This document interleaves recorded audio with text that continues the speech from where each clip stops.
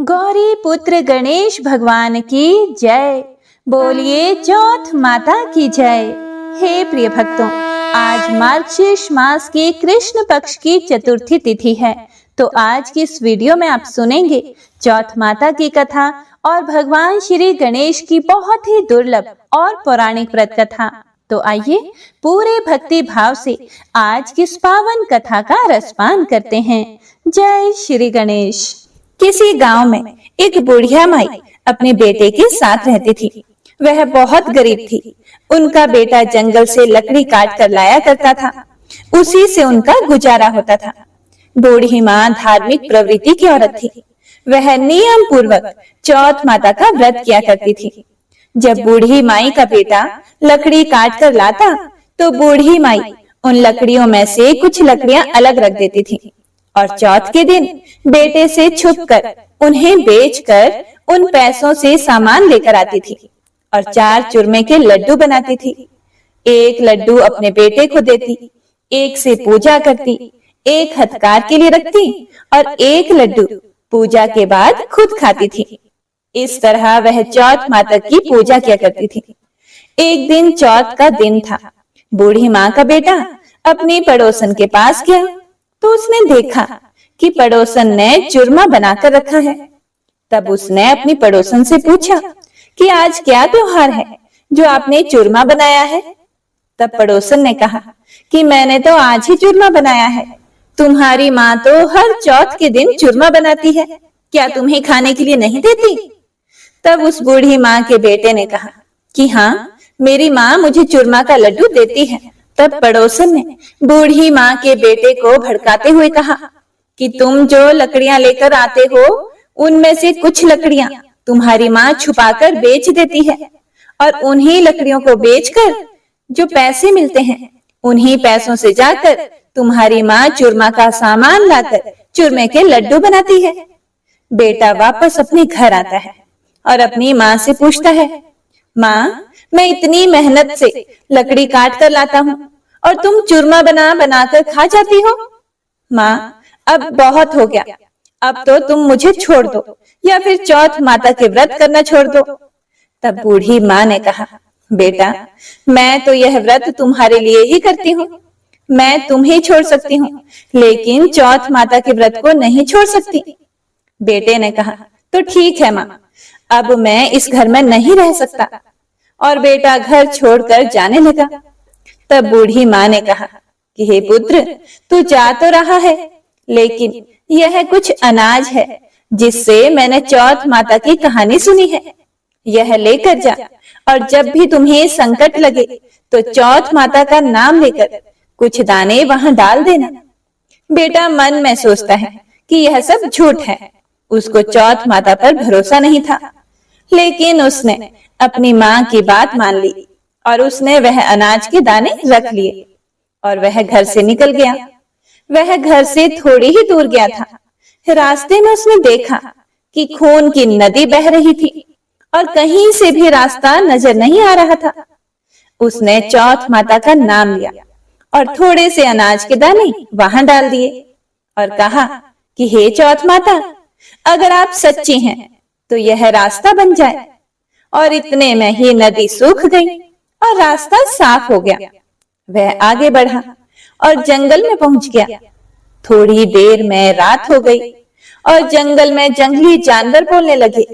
उसे बहुत डर लगने लगा तो उसने फिर से चौथ माता का नाम लेकर वहां पर कुछ अनाज के दाने डाले और कहा कि हे चौथ माता, मुझे रास्ता दिखाओ वरना यह जानवर मुझे खा जाएंगे। इतने में ही बूढ़ी माँ के बेटे को रास्ता मिल गया। चलते चलते वह एक राजा के नगर में पहुंच गया। वहां का राजा हर महीने एक आदमी की बलि देता था।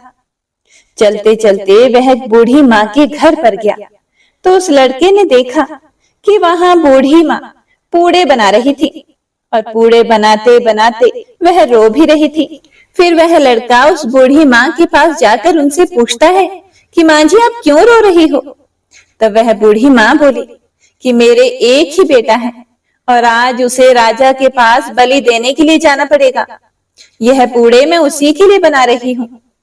तब उस लड़के ने कहा कि मुझे भूख लग रही है, आप यह पूड़े मुझे ही दे दो, मैं आपके बेटे के बदले राजा के यहाँ बलि देने चला जाऊंगा। यह सुनकर बूढ़ी माँ ने उसे पूड़े दे दिए। रात को सोते समय उसने बूढ़ी माँ से कहा कि जब भी राजा का बुलावा आए तो आप मुझे बता देना। आधी रात को राजा का बुलावा आया तो बूढ़ी माँ सोचने लगी, घर पर आए हुए बेटे को मैं बलि चढ़ाने के लिए कैसे भेजूं? इतने में ही वह उठ गया और बूढ़ी अम्मा को बोला कि मेरा ठेला और मेरी लाठी दे दो। बूढ़ी अम्मा ने सोचा कि आज तक कोई भी राजा के यहाँ से वापस नहीं आया, तो यह भी नहीं आएगा। राजा के आदमी उसे ले गए और आवा में उसकी चिनाई कर दी। तब उसने चौथ माता का नाम लेकर कहा, हे चौथ माता, आपने पहले भी मेरे संकट टाले हैं, इस बार भी आप इस संकट को टाल देना। इतने में ही आवा पक कर तैयार हो गया। 2-3 दिन बीत गए। 2-3 दिन बाद आवा के पास बच्चे खेल रहे थे। उन्होंने आवा पर पत्थर मारा, तब उसमें से आवाज आई और आवाज सुनकर बच्चे राजा के पास जाकर बोले कि राजा जी, आवा पक गया है। राजा ने सोचा कि 6 महीने में आवा पकता था, अब 3 दिन में ही आवा कैसे पक गया? जब राजा के आदमी ने वहां जाकर देखा तो वहां पर सोने चांदी के कलश हो गए। जब वह उनको उतारने लगे तो अंदर से आवाज आई कि धीरे धीरे उतारना, अंदर मैं हूँ। राजा के आदमी बोले, इसमें तो कोई भी नहीं बोलता था, आज पहली बार कौन बोलने लगा है? कोई भूत बोलने लगा है क्या? जब राजा के आदमियों ने अंदर जाकर देखा तो अनाज उगा हुआ था।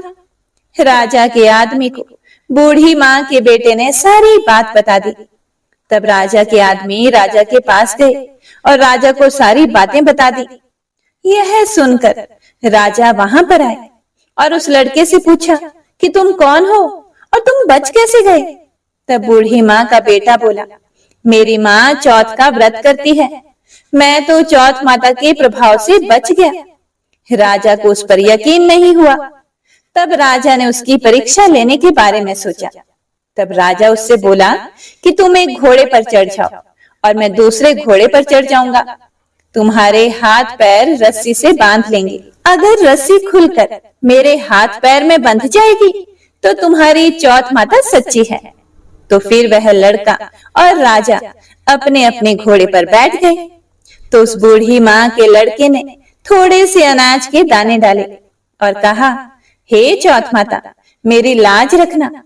और इतने में ही उसकी रस्सी खुलकर राजा को बंध गई। राजा ने सोचा कि चौथ माता तो सच्ची है। उन्होंने अपनी बेटी की शादी उस बूढ़ी माँ के बेटे के साथ कर दी। वह वहीं रहने लगा। बहुत दिनों बाद उसने कहा कि आज हमारे गांव की तरफ बिजली चमक रही है। तो राजकुमारी ने पूछा कि आपके गांव भी है क्या? तो बूढ़ी माँ के बेटे ने कहा कि हाँ, मेरा गांव है, वहां पर मेरी माँ रहती है। अब हम अपने गांव जाएंगे। राजा ने उन्हें बहुत सारा धन देकर विदा किया। दूसरी तरफ बूढ़ी माँ लकड़ियां तो काट नहीं पाती थी, इसीलिए वह गोबर के उपले बना बनाकर उन्हें बेच बेच कर अपना गुजारा करती थी। पड़ोसन ने उनके बहू बेटे को आता देखकर बूढ़ी माँ से कहा कि हे बूढ़ी माई, तेरे बेटे बहू आ रहे हैं और बहुत सारा धन लाए हैं। बूढ़ी माँ ने कहा, मेरे घर में बेटा कहाँ है? एक बेटा था जिसको तुमने सिखा बुझाकर घर से भेज दिया। पर बूढ़ी माँ का मन नहीं माना और उन्होंने छत पर चढ़कर देखा तो सच में ही उसके बेटे बहू आ रहे थे। बेटे बहू अपने घर आए और अपनी बूढ़ी माँ से उन्होंने आशीर्वाद लिया और कहा कि हे माँ, हम चौथ माता के प्रभाव से ही बचे हैं। तब सारी नगरी में ढोल नगाड़े बजाकर कहा गया कि बेटे की माँ और उसकी पत्नी सब कोई चौथ का व्रत करें। हे चौथ माता, जैसे आपने बूढ़ी माँ पर अपनी कृपा की, वैसे ही अपने सभी भक्तों पर अपनी कृपा दृष्टि करना। जय हो चौथ माता की। जय श्री गणेश। हे प्रिय भक्तों, तो आइए अब सुनते हैं गणेश जी की बड़ी ही पावन कथा। पौराणिक कथा के अनुसार बहुत समय पहले की बात है। भगवान विष्णु का विवाह लक्ष्मी जी के साथ सुनिश्चित हो गया। अब विवाह की तैयारियां भी होने लगी। खूब धूमधाम से विवाह की तैयारियां हो रही थी। सभी देवताओं को निमंत्रण भेजे गए, लेकिन गणेश जी को निमंत्रण नहीं दिया गया था। कारण जो भी रहा हो, अब भगवान विष्णु की बारात जाने का समय आ गया।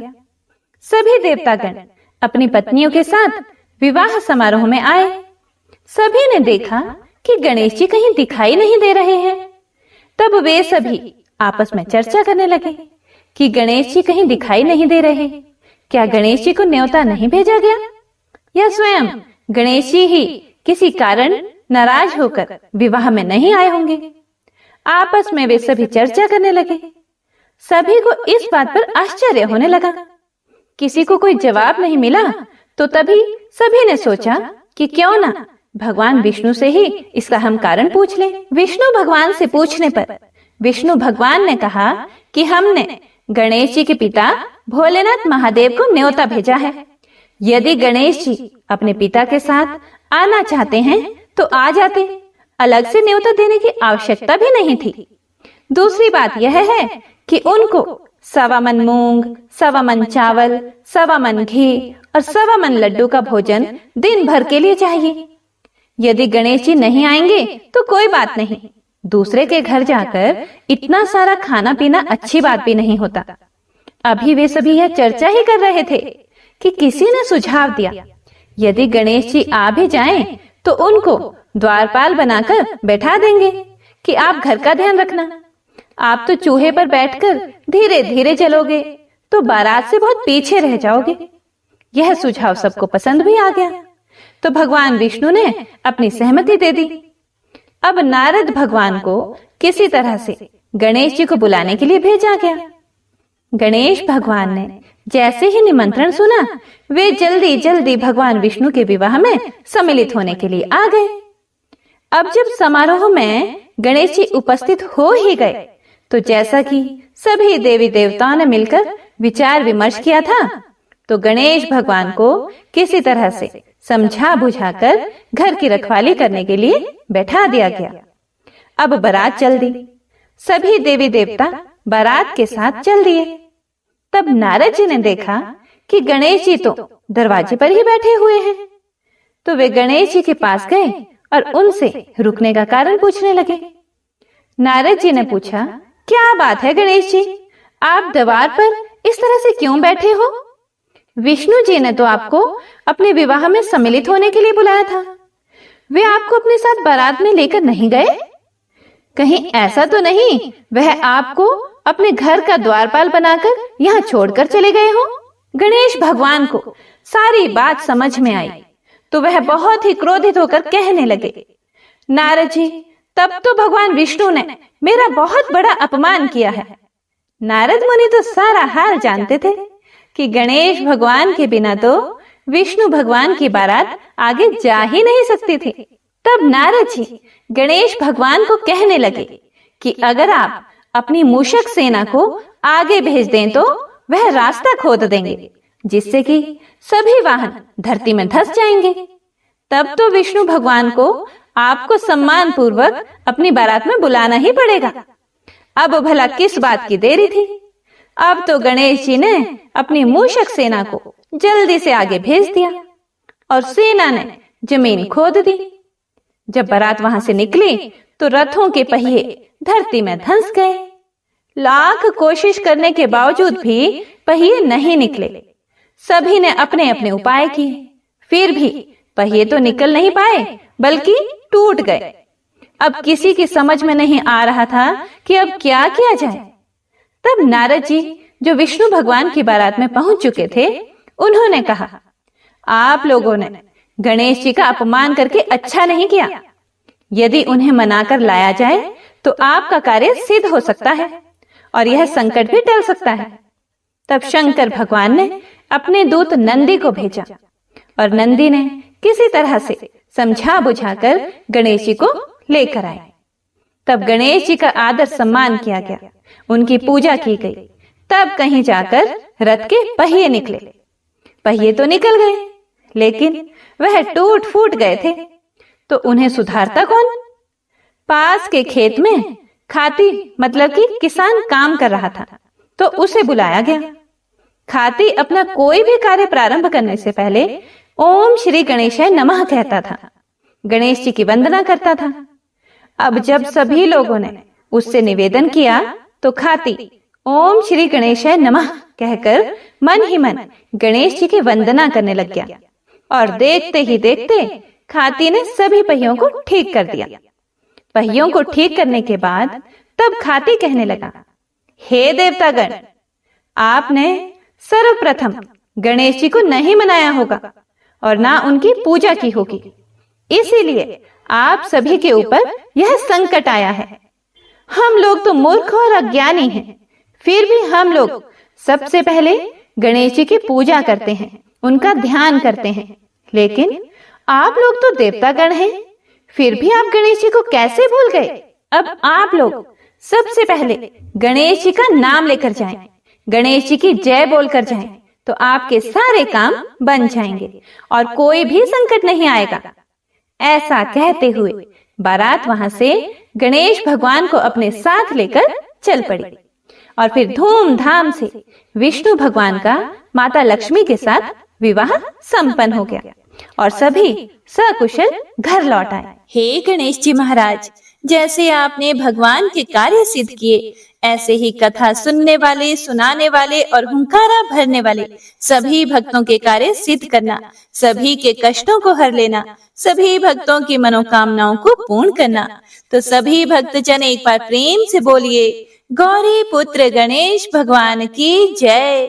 बोलिए चौथ माता की जय। हे प्रिय भक्तों, तो आज की कथा यहीं पर समाप्त होती है। ग्रंथों के अनुसार जो भक्त सच्चे मन से चौथ माता की कथा सुनता है, उसे अखंड सौभाग्य, दाम्पत्य सुख और संतान सौभाग्य की प्राप्ति होती है। चौथ माता अपने भक्तों के दुख हर लेती है और जीवन में मंगलमयता भर देती है।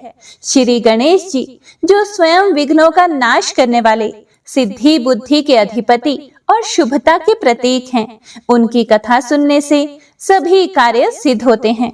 मनुष्य का जीवन ज्ञान, बुद्धि और विवेक से प्रकाशित हो जाता है और जो इस कथा को परिवार सहित सुनता है, उसका कुल 7 पीढ़ियों तक पवित्र और धन्य होता है। अब सभी भक्त मिलकर प्रेम और श्रद्धा से बोलें, चौथ माता की जय। विघ्नहर्ता भगवान श्री गणेश की जय। हे चौथ माता, हे गणेश जी महाराज, आपकी कृपा से हमारे जीवन के हर पथ में प्रकाश फैले, हमारे मन में सदा भक्ति और प्रेम की धारा प्रवाहित हो, हमारा प्रत्येक कर्म आपके चरणों की सेवा बन जाए। कथा पसंद आए तो लाइक तो जरूर कीजिएगा और आगे भी हमारे द्वारा सुनाई गई कथा सुनना चाहते हैं तो चैनल को अभी सब्सक्राइब कीजिएगा। भगवान आपकी समस्त मनोकामनाओं को पूर्ण करें। हरे कृष्णा।